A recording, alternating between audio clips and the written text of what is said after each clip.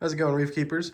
Just figured I would give you a little update on the nano tank that I'm making my daughter for Christmas. So, obviously, some progress made. I've got sand that I cleaned out real good with RODI water, got all the particulates out of it, and then inserted 2 rocks. And forgive me, I know there's a little blue light effect going on. The lights are not all the way ramped up, and I did not manage to grab my coral filter before I started filming. But the 2 rocks that I have in here, so I was thinking about ordering new dry live rock, I should say.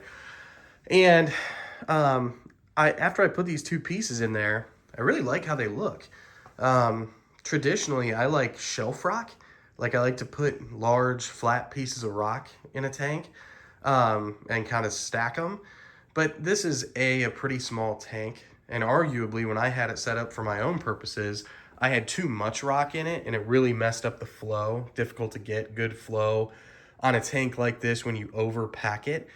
And the 2 rocks have quite a few angles on them and pretty good top surface area on both of them, to the point that I think I might try out this aquascape with a few more chunks. I've got a couple of smaller chunks that I'm seeding from her current tank that's right behind me in the same room. And I'll put those in there to kind of give it some variance. It won't just be, 2 chunks kind of just awkwardly sitting in there. But I plan to put a power head, a little Nero 3, right on the dead center back wall. And this creates, a good avenue for indirect water flow. So it can shoot water past the corals on the 2 main rocks and not overwhelm those corals. And so I kind of like this. I moved the light back a little bit. I adjusted the bracket to move it back like an inch and a half, so that the front area will not receive so much direct light, because she's got some zoas and stuff like that. So I want the very front to be able to take little coral frags on little hunks of rock that I put in there in the future and in the near term. And just so you guys know, I was able to find a par meter that is less than $200, and I'm going to be ordering it with my next paycheck here in a few days. And I'm going to basically take the par readings from her current tank and replicate them by programming this light right here to reflect that same rough par level. And then I will do a review of this par meter that's less than $200. It has good reviews from what I've seen. There's not a lot of reviews on it.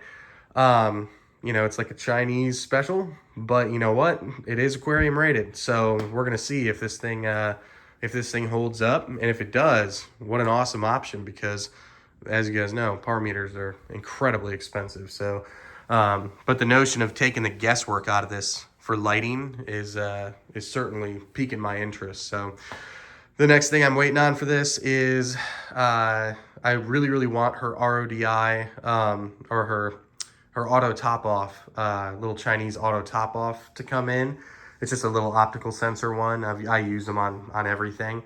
And I ordered it from AliExpress. First time I've ever ordered anything from AliExpress, because it was like $50 as opposed to, $70 on Amazon. And for that, $20 I saved, I'm figuring out quickly, you do pay a price in the end, because it is taken a long time for that thing to make it through the pipe and get to my city. So, yeah, I do live in a small rural city, but still, it's taken forever. So I'm pretty anxious to get it. But yeah, so far, kind of leaning towards this simple aquascape.